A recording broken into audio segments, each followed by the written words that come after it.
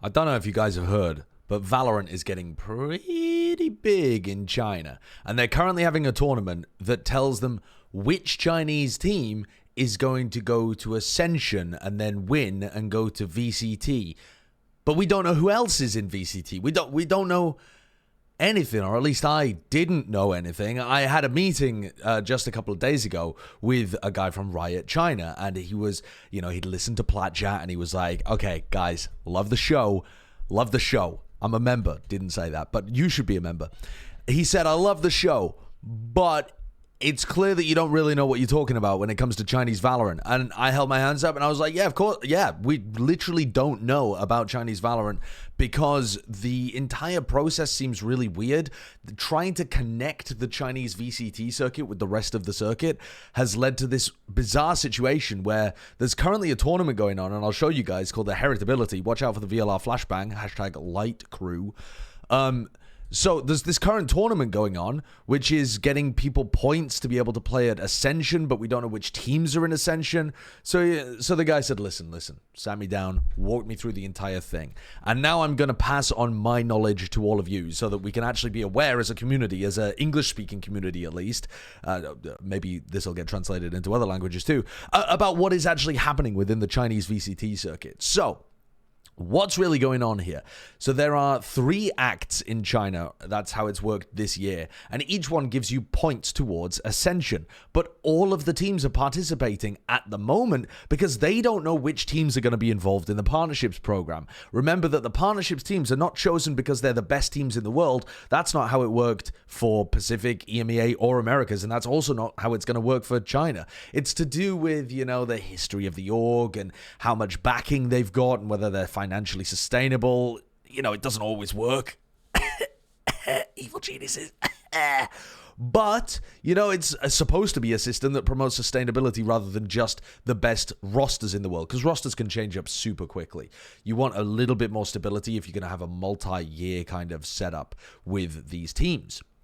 So what's going on at the moment is these teams are all participating for these points, and the roster for Ascension, which is going to be happening in mid-December, all right? So keep that in your mind. Mid-December, so a couple weeks from now, 2-3 weeks from now, you're going to see this Ascension tournament. So that means that the teams need to be decided before that.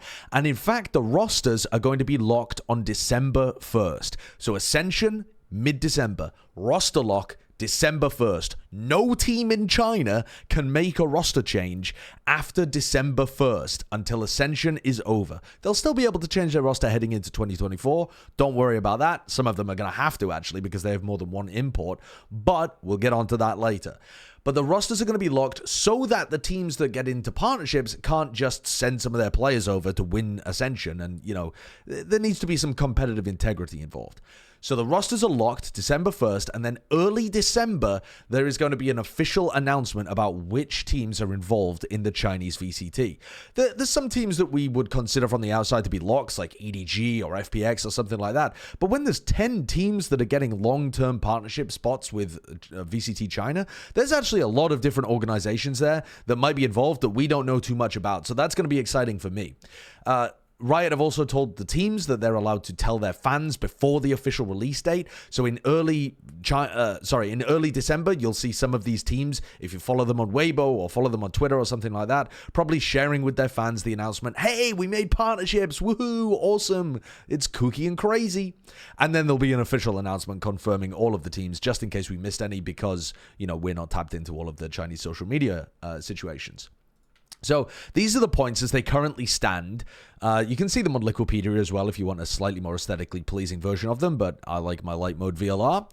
EDG way out in front with a ton of points. Trace, Rare Adam have got good amounts of points as well. These are the top teams at the moment, along with currently FPX, who just beat Trace in the most recent tournament just this morning, actually. And yeah, a bunch of other orgs that you should be somewhat familiar with if you've ever watched any Chinese Valorant. People that have been to other big tournaments before, like Attack and Soul Esports or FBX. And so what's going to happen is, basically, the 10 teams from this list, right? This long, long list. The 10 teams from this list that make it to partnerships are going to be turned away from Ascension. They don't have to participate in Ascension. They've already got their spot in partnerships. And then the other top 10 teams based on the points, assuming that there's no roster moves that change the amount of points, because you need the 3 out of 5 rule. Assuming that that's the same, the next top 10 teams will go to Ascension.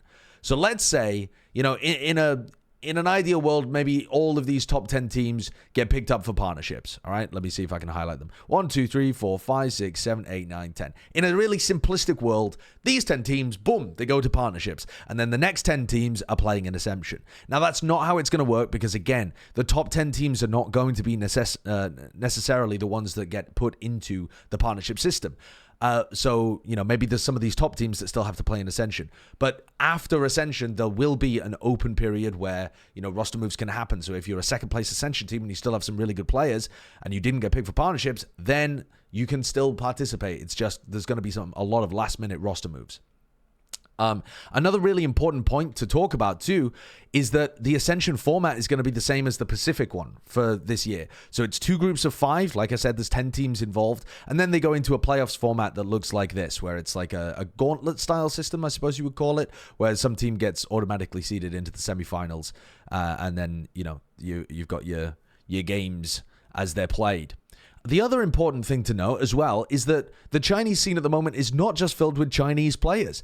You know, EDG have got a full Chinese squad, but you look over at Trace Esports and they've got 2 players from Hong Kong. Look over at Attacking Soul Esports, they have 2 players from Taiwan. But these kind of regions of Hong Kong, Macau, and Taiwan are going to, players that are from there are going to be allowed to declare themselves as Chinese VCT players at the start of the 2024 season. And they will then count as domestic players. Now, they can, if they choose to, declare themselves as Pacific VCT players instead and go and play as domestic players in that circuit, but then they won't be able to play in the Chinese circuit without being counted as an import. And it feels like there's going to be limited spots for import players, because if you look over at teams like, for example, Rare Atom, they're a team with 2 Korean players at the moment, and Stu is their best player, their star player, and Yeoman is their IGL. So no matter what happens, one of the top 3 teams, of which Rare Atom is definitely a top 3 team right now in China, probably a top 2 team actually, they are going to have a roster move heading into next year.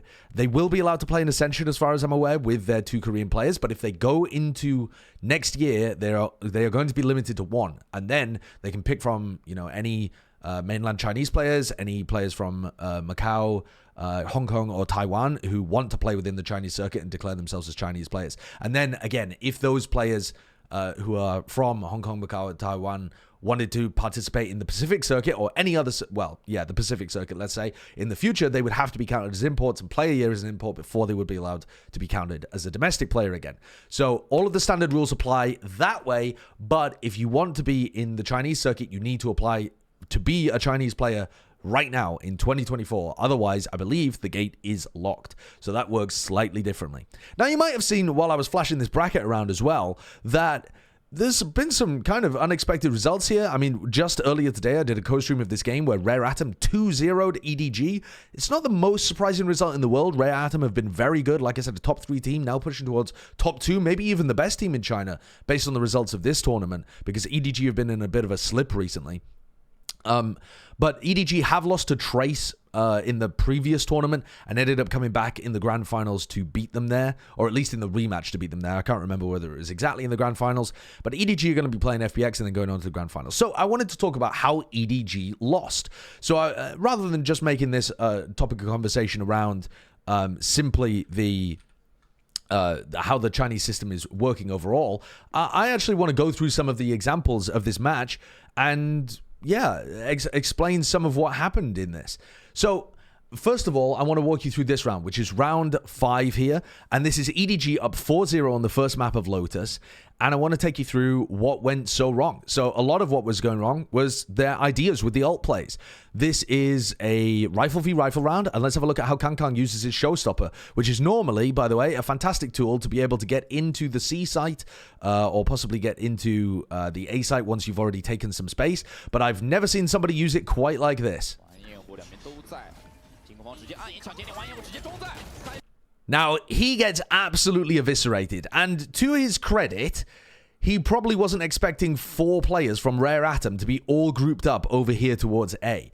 But even if this had been a normal setup, where there were 2 or 3 players playing over towards A, he's still very likely to get punished for this, or if he isn't, he might end up getting traded from a variety of different positions, and frankly, this doesn't actually get his team that much space. This is going to secure his team control of this kind of area of rubble, which he could do without using his ult, and then he could use his ult to be able to get into the site. So, a pretty wild play coming out there, and then Haodong tries to recover it. He doesn't quite manage. Stu's coming back out. And things end up kind of equalizing here into a 4v3 situation, which Rare Atom end up winning to get them back onto the right track for this map. Let's go into another example here again, where I think the ult plays in the very next round actually looked really skew-whiff again. So we're looking at the ult status. Shishu has the lockdown, and nobody has his Viper's Pit. Now, to me, this is an absolutely slam dunk. Get the lockdown towards C or B, and if you want to commit to the site, you can. If you find out that they've stacked the site and they're ready with a raise nade or something like that to try to break it, you can pivot through the door and, you know, try to make a gamble for the other side. But somewhere between B and C seems to be the best area for this. If you want to fight really heavily over rubble at the beginning of the round, there is another lockdown spot as well, but I don't like it as much. And then you can pit in the post plan. All good. Rare Atom are not on one of the rounds where they're going to have their economy broken, but at the same time, it's still just a good way of being able to continue some momentum building. Instead, though, we get this. And I'm going to show you the minimap currently for this point of view. And you can see here that it kind of looks like Shishu's getting in position to use his lockdown outside B. And Kangkang's getting ready to pressure C a little bit. So this idea of maybe pivoting between the two sites seems reasonable. And then there's a Viper ult. And it kind of stretches into the B site in this weird way, which is an interesting idea because it gets you past this alarm bot. You're going to be able to potentially lurk into something like this. But what this needs now, what you've essentially done is you've inserted a threat on the B site. And this means that you're going to have to play a slow round where you apply pressure over towards A or C, try to pull some rotates to the outsides of the map and let your Viper go crazy in the middle. Or alternatively, if they don't rotate to the outsides of the maps and the Viper says, hey, I can still hear like 2 or 3 on B watching my pit, then you can just hard hit one of the C or A sites depending on which one you're applying the pressure on. But the idea is that it needs to be in coordination with something else, right? And if we actually watch what happens throughout this round, instead, what we get is nobody and Shishu just trying to lurk through this for a while, and Shishu ends up leaving.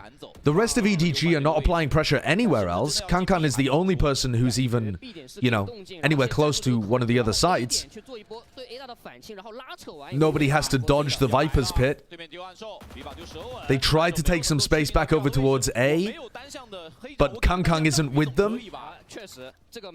So at the moment, they don't have any space at all. Nobody tries to work forwards into the pit and ends up getting caught by the Rare Atom Astra here, which is admittedly a very nice flick.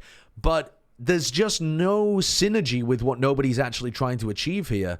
And they end up letting Rare Atom back into the game with back-to-back rounds that build up the economy into a really strong spot. So yeah, a bit of a bizarre situation. We move on to the next round, round 7, and we've got ourselves a classic fight for rubble control. We know how these go, right, guys? Let's take a look at the minimap. We've got this wall. We put the wall up at the beginning of the round. We probably blast pack somebody across over here. We get up onto this kind of spot so that if they decide to push on the other side of rubble, we've got a good sightline onto them, and we have a nice starting ground with which to try and take rubble control. If we have an omen, you know, we could TP over to here and really try and get crazy, but just as a nice starting point, this is how things are supposed to go. Instead, we get this from EDG. There is a snake bite and a nade, but the Viper wall doesn't go up from nobody. And so Haodong's teleport to the high ground, which is a pretty standard play, they can just see him. And he gets wrecked. And then nobody's like, oh, whoopsie daisy, was I supposed to put this Viper wall up? What? You mean this little Viper wall? Oopsie. And they've just kind of trolled this round off right from the start. Kang then tries to go into hard carry mode to recover this one. He's way further forward than the rest of his team, fighting into 3 players. Breakable door is open. Doesn't use any ability to try and clear that.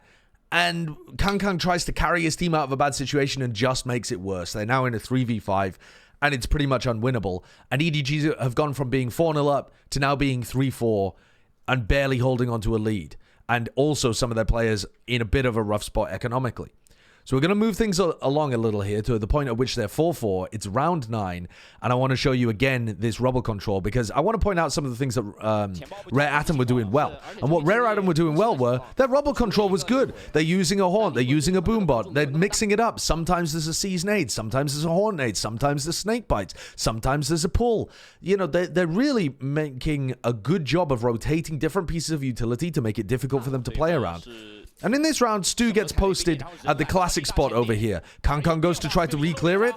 He thinks he has time to go for a nade, and he doesn't. Stu absolutely whacks him. And this guy, by the way, like I was talking about earlier, definitely the star player for Rare Atom. He is looking like a freak. And if he ends up going back to the Korean scene, because they want to stick with Yeoman as their one import for the IGL, well, that'll be a real shame. But I'm sure there's a Korean team that would love to swoop him up at some point as like a mid-season pickup. Because he is nasty. Take a look in this round as well. As Kang tries to take some space over towards C, picks up the orb, and Kang's going to try and break the Killjoy utility. He misses his first blast pack. Whoopsie daisy. But he's going to get the second blast pack to try and break the alarm bot. Or maybe a nano swarm as well. He needs to wait for it to detonate. The rest of his team is leaving. He hangs around for just a fraction too long, and Stu wrecks him with that defense side operator, which Stu is also really fantastic with. I want to show you again, round 13, where Stu once more goes nutty on the pistol round. So this is 50 seconds on the clock in the pistol round. It's a 6-6 half. EDG haven't really done well enough on their attack side because they let that thing slip after they were 4-0 up with all of these dreadful miscoordinated plays that I'm running you through. And now Rare Atom have a chance to show them how it's done. So they you notice here that EDG are not fighting aggressively for rubble control. They give it to Rare Atom. Rare Atom walk all the way up. And now Stu in the lead, ready to entry, takes a little bit of contact.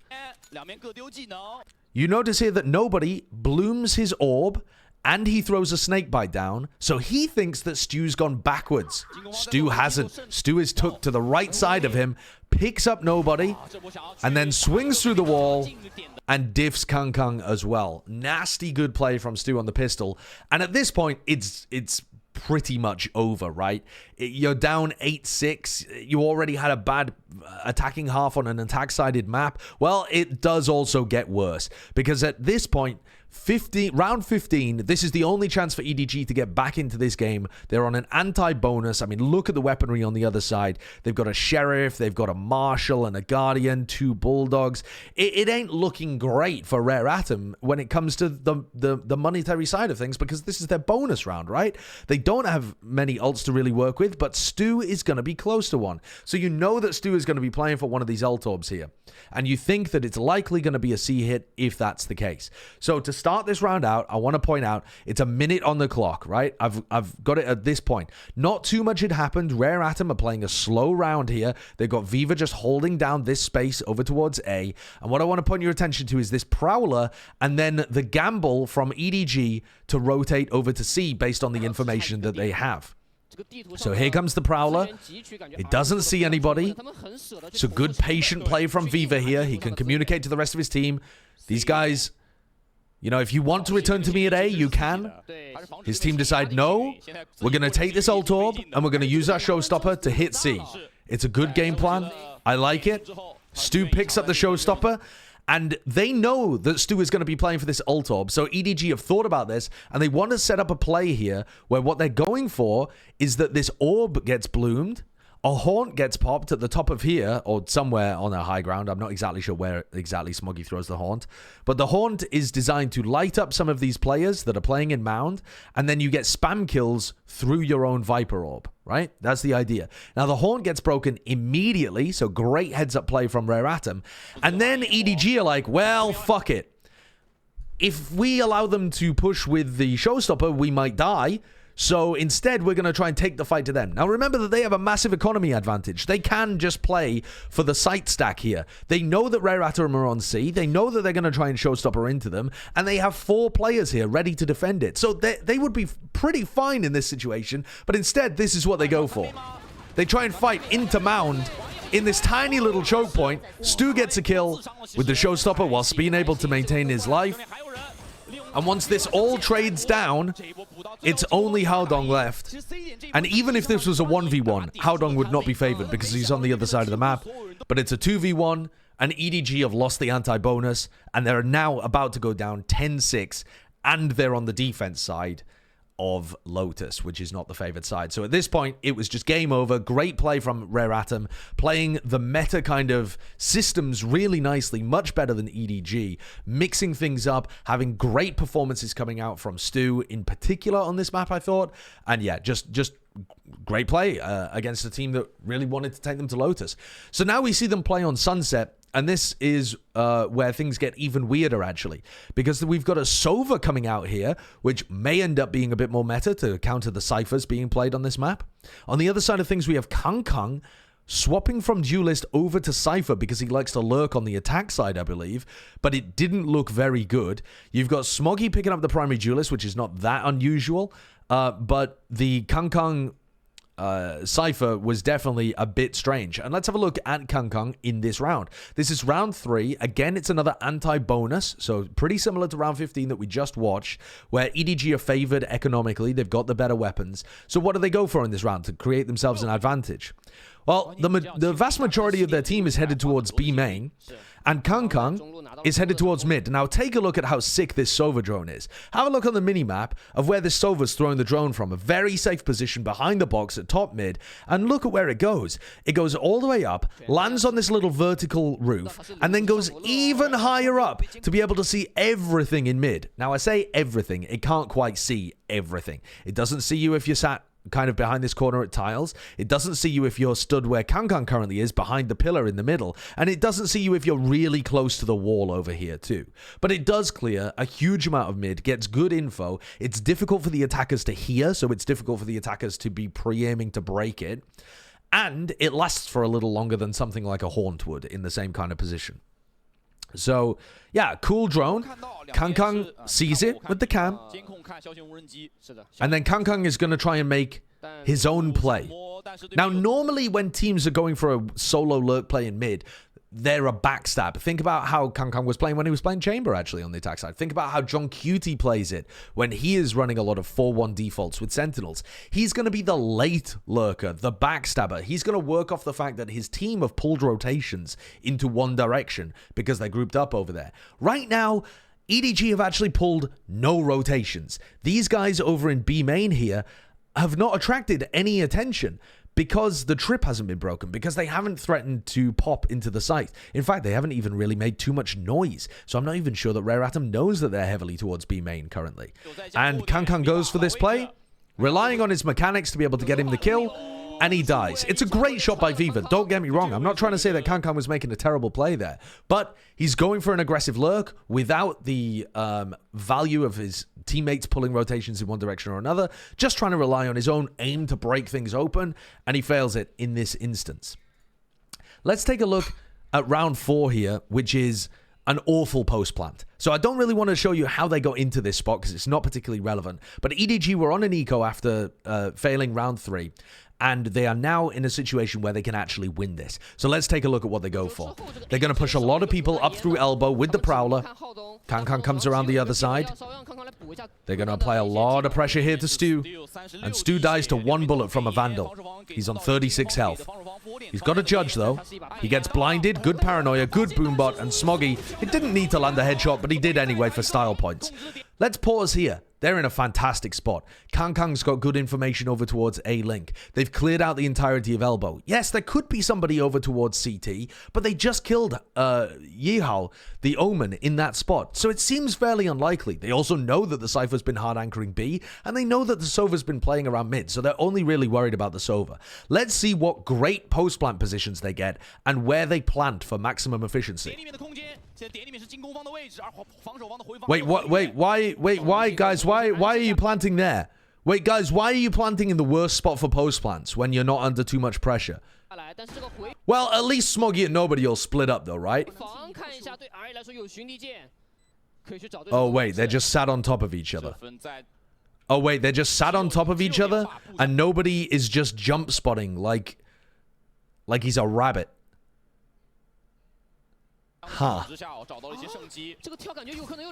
Shock dart to try and put some pressure on these guys towards the back. Smoggy swings out. Kangkang has nobody watching CT for him because both of these players towards backside are scared. Smoggy dies. Recon dart and a bit of spam. Kangkang's got his head on a swivel. He doesn't know if these guys are going to be potentially coming from elbow or more likely from backside because Nobody can't really hold it for him. Nobody's not confident enough to go for the dual Smoggy. Nobody didn't try and double swing. And Yeoman's got some great skill, and he finishes out the round. But my god, what a horrible post-plant played from EDG. Awful. Vomitous. So now they're down 6-1. Oh, that's not good, is it? So let's take a look at round 8. Hey, maybe it gets better. No, it doesn't. This is where I want to give massive credit to Rare Atom because this idea is super cool. Let's take a look at the minimap to set up what the play is going to be. So this Sova can shoot a shock dart that breaks this trip. And they've demonstrated that earlier on in the map. Now, in this round, they don't do it, but I want to keep that in the back of your mind that if they wanted to, they could also combo this with a shock dart to break the trip. The actual play, though, is that they're going to one-way over here, use the 3 players to take control and be peeking from multiple positions to make sure that they control this avenue. And once they control it, as soon as the one-way goes down, they snake bite this corner to make sure there's nobody in there, and then they are going to use the paranoia to get Stu in a really advanced position. They also did this when Stu had Showstopper, but in this round, as you can see, Stu does not have that yet. But the fact that they can run this when the Raze does and doesn't have the ult makes this a really dangerous play to go for. So there's the one-way. There's the Boombot to try and control this space. Omen gets in position to go for the paranoia. And as this one-way goes down, they're going to shoot a snake bite. Blast pack forwards with the paranoia. They mess it up slightly because Stu ends up getting caught in the paranoia. So that paranoia wants to go just a tad bit earlier, but they actually still manage to get value out of it. And Stu manages to get the kill on Shishu. And now they've just broken this site wide open. The trip doesn't even matter at this point, right? There is still a trip there. He jumped over the top of it. Like I said, the shock dart could have broken the trip, though. But, you know, this is devastating. For EDG, they are now forced to go fast into their B split, straight into the Cypher, who exactly wants them to do this. So let's have a look at how the Cypher deals with things. Yeoman on site. Market Trip finds a kill. Remember the Cypher buff. That Market Trip is not gone. Yeoman repositioning, constantly trying to be active. There's the Market Trip again. You see how Smoggy's lit up by the same Market Trip? It's super difficult to break. And this Market Trip triggers the Sova ultimate. You look on the minimap, this Sova ultimate is coming from all the way back here into the Market Trip to pick up this second kill. 1 trip, 2 kills. 2 different people getting the kills. Yeoman then repositions around. Here's Haodong running in B main, picks up Haodong, and even though he ends up getting traded by Kangkang, at this point Kangkang's in a 1v3, and things are simply not winnable for EDG in this spot. So, devastation. 8-1 down. Round 10. What can EDG do to try to recover this? Their execs aren't really working. They can't apply enough pressure over towards B. The mid-lurks haven't been finding any value. Let's try another mid-lurk, they say. But this time, we're going to set Kangkang up. We're not just going to have it be like round 3 where it's Kangkang going on his own. So this is the very beginning of the round. There's a Viper's Pit in B main, and they're trying to make this work. So the standard thing to do here is to try to walk in, take a bit of control, post people up on both of these angles, then insert somebody to watch for the re-clear. So here, they get set up on the angles. They kill Viva. And what this is going to do right now, when they insert Kangkang, as you can see from the minimap, their game plan is insert Kangkang, we can leave, and we can now go over towards A, or we can go over towards Market, or we can do something else on the map with these 3 players and still have our Viper watching for any potential push out. Look how passive, by the way, Chishu is having to play as the Viper because he's worried about the blast pack plays from Stu.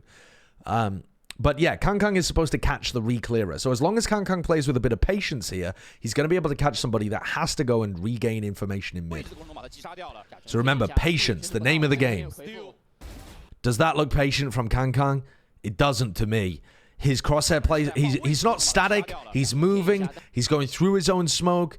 He's not holding the angle, waiting for Stu to re-peek. You notice his crosshair's placement here is looking towards spawn. It's not looking towards Boba. He's not ready for this player to peek. He then tries to pre-aim over towards Boba instead of just holding for the player. So he's moving his crosshair from spawn all the way over to Boba, not thinking about the choke point right in front of him, and Stu just catches that timing completely and owns Kang. Whereas, think about what would have happened if Kang had just tucked in this corner. He's got a great chance of being able to kill Stu, put his team into a 5v3, which they will easily be able to convert. So, a lack of patience here from Kang on the lurk. Let's have a look then at let's have a look at what happens with the rest of these guys, though. Because, like I said, I think the call here was to have these 3 players go back over towards A and go for some kind of hit like this. But on the minimap, just take a look at the indecision in the EDG camp at this point. They're down 8-1. They go back towards mid, back towards tiles, look towards market, think about going tiles. Then they walk back in towards mid. They get caught by Yihao on the other side. They know that Stu is over there. They're looking towards Stu. Yihao goes for re-clearing on the other side as well. Catches both of them. It's game over. This went from a 5v4 to a 4v2 before you could even blink. And it's just done. So I want to show you 2 more rounds now before I end the video, and both of these are going to big up Rare Atom rather than pushing down at EDG, because while I did think that this match was a really poor performance from EDG compared to what we, the international crowd, expect from them from what we've seen at Masters level tournaments and then winning Chinese tournaments as well, Rare Atom did have an excellent day filled with great ideas, good execution, and good form from their players. Let's have a look at this round, though, where Stu uncharacteristically misses a shot with his operator over in B main, misses the flick, and Kang punishes him. But watch how Yeoman deals with this. He is the Cypher defending B. He's got Cypher ulted right now, so they know where he's positioned. He cages, tucks himself in the corner. He deals then with Smoggy, and what is that shot onto Kang? That little pre-fire is just so gorgeous. And he would have got a 4K if Yihao hadn't stolen the kill. So let's have a look at the final round here, which is just a very classic shutdown of the A push. EDG at this point are absolutely stumped. They're down 10-1, and they tried to go for an A exec. And just look at all of the setups here to break this. So, slow at the beginning. Haunted to elbow. I first want to point out how good this Viper setup is. Haven't seen too many people using this, but this is a great Viper setup. This wall is going to block, do damage to people over here and allow your A player to swing out through this like catwalk rafters part and be holding this smoke. You've also got a smoke right here, which is right on the choke point. You can use your snake bites, bounce them off the wall. This makes it really difficult to get through elbow.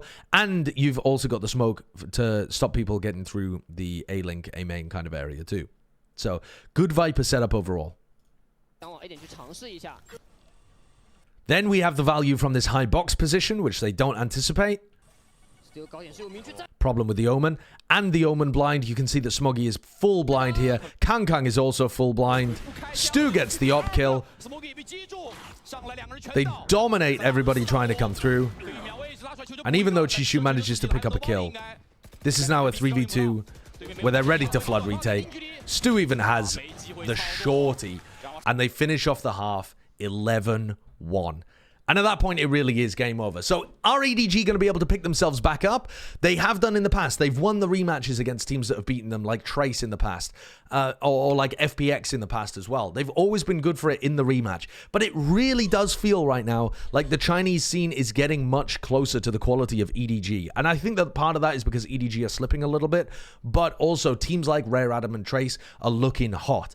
it is a little concerning that Rare Adam are going to have to make a roster move heading into 2024, even if they get picked up for the partnership system. But if they don't, they should be a lock to win Ascension too, and then they'll have to decide which one of their star player or their IGL they want to keep heading into 2024. China's fucking awesome. Listen, if you want to catch more analysis of what's going on in the Chinese scene, I'm happy to do that. But there's also Ryan Central, who's been watching a ton of the games. Shout out to Ryan, because he's also super knowledgeable, far more knowledgeable than I am about the Chinese circuit in general.